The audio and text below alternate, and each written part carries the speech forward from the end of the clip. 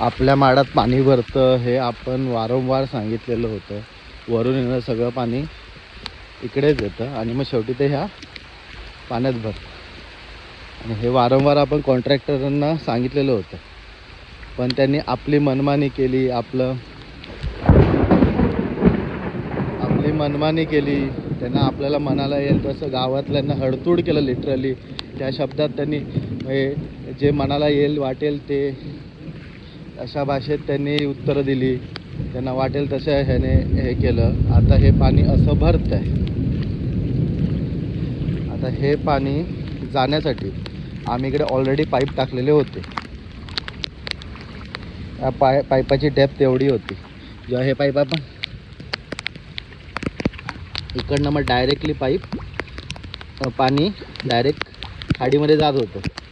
पण आता हे बंद केल्यामुळे आता इकडे पाणी भरायला सुरुवात झाली. हा तर अजून पहिलाच पाऊस आहे. अजून पाऊस सुरू पण नाही झाला.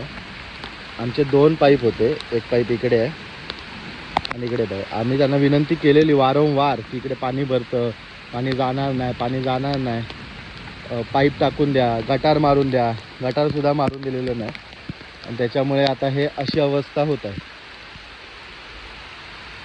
तरी हा अजून पहिलाच पाऊस आहे. पाणी अर्ध्यापेक्षा जास्त जमिनीत मुरतं आहे, थांबत पण नाही आहे.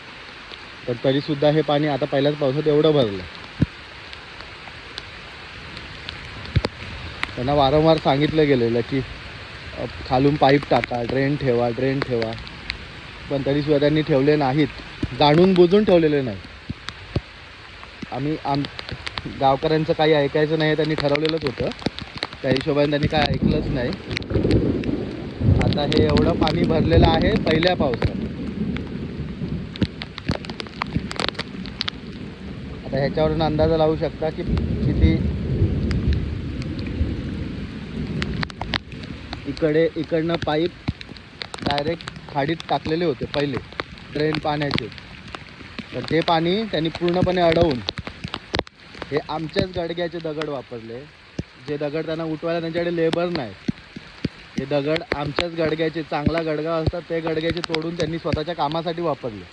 म्हणजे यांच्याकडे स्वतःच्या कामासाठीचे पण काही गोष्टी हे नाही आहेत. आणि हे आम्हाला उलट उत्तरं देणे, गावकऱ्यांना त्यांच्या जे सांगतायत त्यांना हडतूड करणं, या लिटरली या गोष्टीमध्ये या लोकांनी काम केलेलं आहे. आता ह्या पाणी भरण्याला जबाबदार कोण आहे?